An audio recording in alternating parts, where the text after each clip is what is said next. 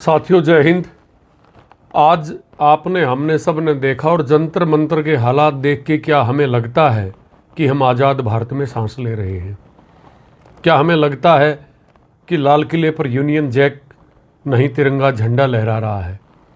अंग्रेज़ों का राज आपने हमने नहीं देखा, लेकिन बुजुर्गों से सुनते हैं शायद ऐसा क्रूर अंग्रेज का राज भी नहीं होगा जैसा आज लोगों के हक और हकूक़ के ऊपर जिस तरीके से लोगों के अधिकारों को सरकार कुचलने का काम कर रही है। आज अब आपने हमने क्या देखा? जंतर मंतर पे वो माँ बाप, वो बेबस, आँखों में आंसू और रूंधे गले से जिनके बच्चे इस सिस्टम की पेपर लीक होने की वजह से भेंट चढ़ गए, वो बच्चे भौतिक रूप से तो नहीं थे लेकिन आत्मिक रूप से अपने माँ बाप के रूप में वो जंतर मंतर पे उस प्रोटेस्ट में शामिल थे, जिसमें देश के लाखों बच्चे सरकार से सवाल पूछ रहे हैं कि हमारी क्या गलती थी। हम पढ़ाई में शुचिता की बात कर रहे थे, हम पढ़ाई में ईमानदारी की बात कर रहे थे, उसके बाद भी हमारे भविष्य को क्यों खा लिया गया? उन माँ बापों के आज चेहरे देखे, लाखों की संख्या में वो बच्चे देखे जिन्होंने भारत का भविष्य बनना है, वो अपने भविष्य के प्रति आशंकित देखे और सरकार से सवाल पूछते देखे। संविधान के आर्टिकल 19 का अपहरण होते देखा। पढ़ाई में शुचिता की भीख मांगते बच्चों पर जालिम सरकार की जल्लाद पुलिस जो वर्दी के ऊपर बिना नेम प्लेट लगाए बच्चों की गर्दन पे जूते रख के उनको कुचल रही थी, लाठी, डंडे, आंसू गैस और यहाँ तक कि बच्चों को बैरिकेड में करंट भी लगा रही थी, वो भी देखा।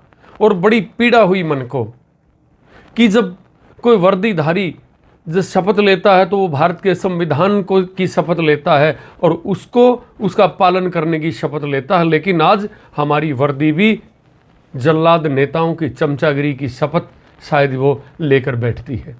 और क्या देखा हमने?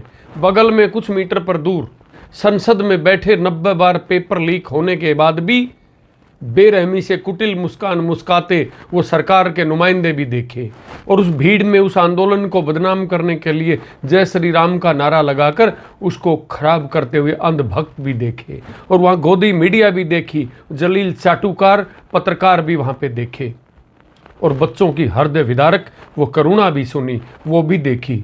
जो पुलिस को कह रहे हैं कि I love you Delhi police, बावजूद उसके पुलिस बेरहमी से उनको मार रही है। माँ बहन की गालियां देकर एक नौजवान को मारा जा रहा, वो कह रहा कि सर मारो मारो सर मुझे मारो, एक महिला पुलिस आके उसको बचाती है। माँ और बहन की गालियां देकर वो बच्चे कह रहे हैं सर नेताओं के बच्चे विदेश में पढ़ रहे हैं, चाहे रेखा गुप्ता के बच्चे हों, चाहे जयशंकर के बच्चे हों, कितने नेताओं के नाम गिनाओगे? गडकरी जी के, अमित शाह जी के, उनके तो सेटल हो चुके हैं, कोई बड़े पदाधिकारी हैं, कहीं कोई क्रिकेट बोर्ड में है, कहीं कोई इथेनॉल के मालिक बने बैठे हैं, वो तो सेटल हैं। वो कह रहे हैं वो बच्चे कि सर हम आपके बच्चों के मुस्तकबिल की लड़ाई लड़ रहे हैं, उनके भविष्य, उनके फ्यूचर की लड़ाई लड़ रहे हैं। आपके बच्चे विदेश में पढ़ाने की आपकी हैसियत और औकात नहीं है। बावजूद उसके I love you Delhi police कहने के बाद दिल्ली पुलिस उनको मार रही है और सीना तान कर वो छात्र निहत्थे गांधी जी के रास्ते पर चलकर वो खड़े हैं। और मैं एक बात सरकार से ज़रूर कहना चाहता हूँ और तमाम देश की राजनीतिक पार्टियों से, जब इस प्रकार को युवा मौत की परवाह ना करते हुए तन के जब सामने पुलिस के खड़ा हो जाता कि सर मुझे मारिए, तो फिर वो दिन दूर नहीं, शायद वो नेपाल की क्रांति भी इस देश में आ जाए। हम नहीं चाहते ये देश, क्योंकि इस देश का इतिहास रहा है, ये बुद्ध का देश है, इस देश का एक इतिहास रहा है और पूरे विश्व में आप उठाकर देखोगे इतिहास को, अगर कोई वर्ल्ड वार भी हुआ है तो समाधान फिर टेबल पर बैठकर हुआ है। परंतु हमारी सरकार कुछ गज दूर संसद में बैठ के कुटिल मुस्कान मुस्का रही है और वो बच्चे भूखे प्यासे गर्मी में जो एसी में बैठ के पढ़ाई करते थे, कोई झोंपड़ी में गरीब का बच्चा पढ़ाई करता था, वो 45 और 48 डिग्री कड़कती गर्मी में, रात की उमस में और पुलिस की संगीनों के नीचे वो आंदोलन कर रहे हैं। और आंदोलन कोई मांग नहीं कर रहे कि हमें कोई बड़े अधिकारी लगा दीजिए, वो केवल हाथ जोड़ के विनम्र प्रार्थना कर रहे हैं कि साहब जो हमने मेहनत की है हमारी मेहनत को मत खाइए, हमें देश का भविष्य बनना है, हमारी जो मेहनत है उसको बर्बाद मत कीजिए, उसको मत लीजिए आप। शांति प्रिय तरीके से आंदोलन करने वालों के ऊपर जब गाली, आंसू गैस और गोली और करंट का प्रयोग होगा तो मुझे लगता है कि हम किस प्रकार की आज़ादी में आज जी रहे हैं। मैं उन लोगों से, उन तंजीमों से, उन संगठनों से भी ये मैं पूछना चाहता हूं, अन्ना हजारे ने आंदोलन किया, मनमोहन सिंह इस देश के प्रधानमंत्री थे, 4-4, 3-3 मिनिस्टर गए, बात की,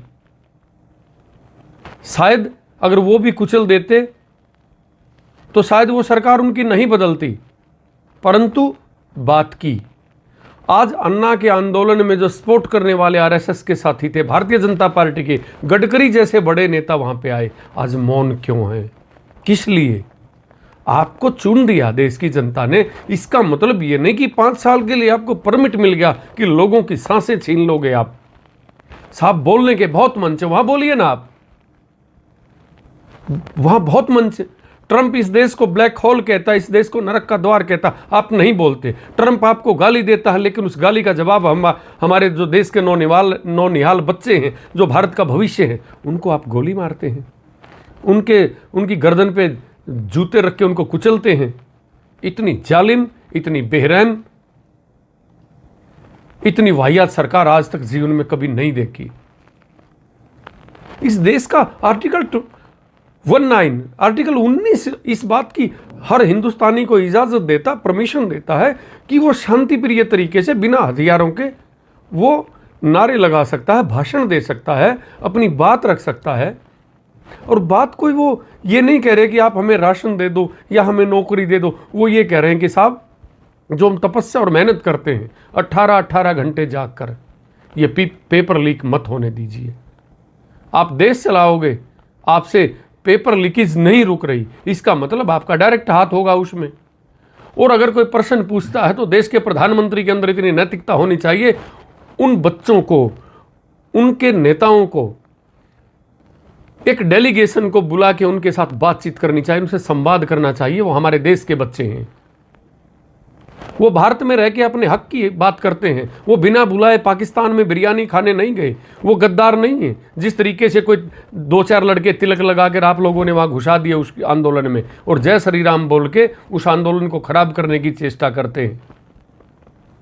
कोई बोलेगा तो कोई सोनम वांगचुक चाइनीज हो जाएगा, अगर सरकार से कोई प्रश्न करेगा तो वो देशद्रोही हो जाएगा, अगर कोई अपने हक की बात करेगा तो वो रामद्रोही हो जाएगा। भाई, कैसा पैमाना है ये आपके पास? गाली ट्रंप देता है, लठ बच्चों को मारते हो। ये क्या क्या क्या आपने कौन सी प्रक्रिया अपनाई हुई है? भगवान के लिए इस देश के भविष्य को, क्योंकि इस सरकार में कुछों के पास तो बच्चे हैं नहीं, और जिनके हैं वो विदेश में पढ़ रहे हैं, उनके अंदर संवेदनाएं उनकी मर चुकी हैं। इस देश के आवाम ने आपको सत्ता दी है, आपको कुर्सी दी है, चौकीदारा दिया है, मालिक नहीं बनाए हो आप। प्लीज़ एक ही रिक्वेस्ट तो इस देश के आवाम, इस देश का बच्चा, इस देश का छात्र, इस देश का नौजवान आपसे कर रहा है कि इस देश के बच्चों की मेहनत को कृपया मत खाइए, उसको बर्बाद मत कीजिए। क्योंकि जब बच्चों के जो मेहनत है अगर उसको खाया जाएगा, उसको बर्बाद किया जाएगा, तो देश की बर्बादी होती है। इससे हमारा देश का लोकतंत्र कमज़ोर होता है। हमारे देश में जो डॉक्टर इंजीनियर बनते हैं जो बच्चे, उनका बेस खत्म होता है।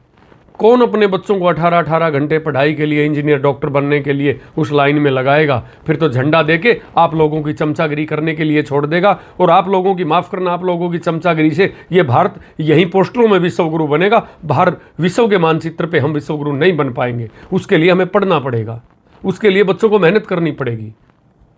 लेकिन जो बच्चे मेहनत करते हैं उनकी मेहनत को कुछ लोग, एक गिरोह, एक सिंडिकेट चला हुआ, वो उसको खा जाता है, उसको लील जाता है, उसको बर्बाद कर देता है, और सरकार मौन है।